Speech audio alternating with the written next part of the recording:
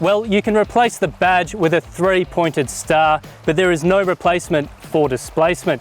This is the first X-Class with a Mercedes-built engine, new Mercedes technology and a raft of changes underneath its skin.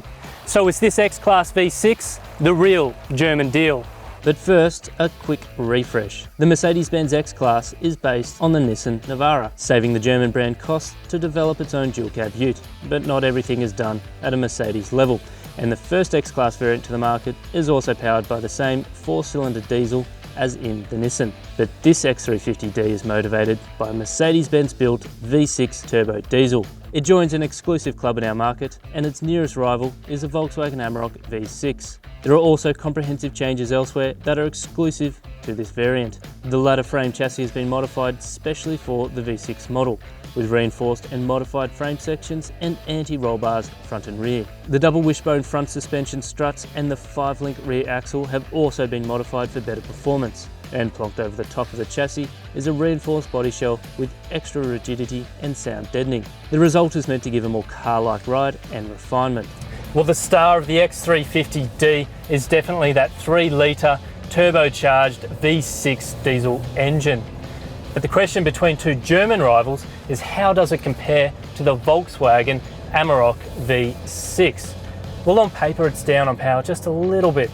The X350D is powered by a 3-litre V6 turbocharged diesel engine that produces 190 kilowatts of power and 550 newton meters of torque, with a claimed combined fuel consumption of 9 litres per 100 kilometres. It's mated to a Mercedes-Benz 7-speed automatic and permanent all-wheel drive system. And driving the thing, it's definitely very powerful. 0 to 100 kilometres an hour in 7.5 seconds. It also has towing of 3.5 tonnes and a payload capacity of over 1 tonne. And it's also very hushed in here. This is quite a quiet cabin. There's no clatter coming through. Road noise is well controlled as well. It's quite impressive. And Mercedes have made a lot of changes in this V6 powered X-Class over the normal 4-cylinder version. They've looked at the chassis, pulled it apart, welded on new points. They've changed the springs, the dampers, also new stabiliser bars. It's got the new engine, of course, but there's a new transmission and a new diff, and it also gets low range from the G-Class, which means that you can engage low range while you're on the move, and that means you don't need to stop.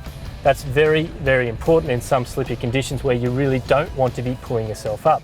So it gains a lot of new technology, a lot of new gear, and it also drives quite nicely. This European spec car I'm driving has a clearance of 202 millimetres.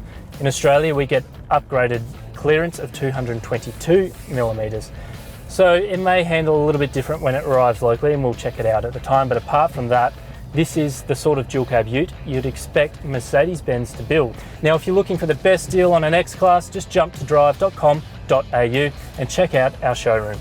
The top spec power model comes with 18-inch alloys, though in Australia we'll likely get 19-inch. There's also chrome front and rear bumpers, LED headlights, leather dashboard, black or brown leather electric heated seats, and a touchpad controlled infotainment system. And safety gets a bump, already with AEB and trailer sway control as standard. V6 models gain active lane keeping assist with optional reversing and 360-degree camera. The Mercedes-Benz X-Class V6 is due to arrive around December this year, and the brand expects it to make up around half of all X-Class sales.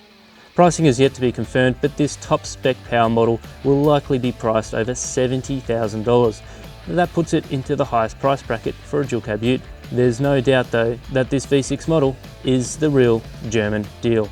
So what if it was your money? Would you buy the current 4-cylinder or pony up for the new V6 when it arrives? Well, let us know in the comments below, and don't forget to click subscribe and watch all of the latest car videos from Drive.com.au.